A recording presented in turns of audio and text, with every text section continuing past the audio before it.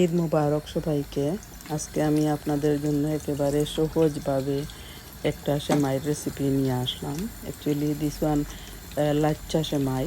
দুধের মধ্যে ডালচিনি, এলাচি এবং তেজপাতা দিয়ে জাল দিয়ে সেমাইয়ের মধ্যে একটু চিনি এবং কিছু নারকেল কুড়ানো দিয়ে জাল দেওয়া দুধটা যখন ভালো করে ফুটে উঠবে তখনই ওই সেমাইয়ের মধ্যে দিয়ে তৈরি করে নিয়েছি। আর এই সেমাইটা আমার খুবই ভালো লাগে। আগে কিন্তু সব সময় ওইভাবেই আমরা এই লাচ্চা সেমাই তৈরি করতাম। আর এখন আমি বাজার থেকে কিনা এই পুরির প্যাকেটটা বেজে নিতেছি। আর সেমাইয়ের সাথে পুরি ভালো লাগে বেশি, পুরি অথবা পরোটা। এইটা কিন্তু পুরি অনেক সময় বাজারে কিনতে পাওয়া যায়। আমি ওইটা ফ্রাই প্যানেও বেজে নিয়েছি এবং ডুবো তেলেও বেজে কিছু নিয়েছি। আর সেমাইয়ের সাথে আমরা খেয়েছি ইফতারের টাইমে।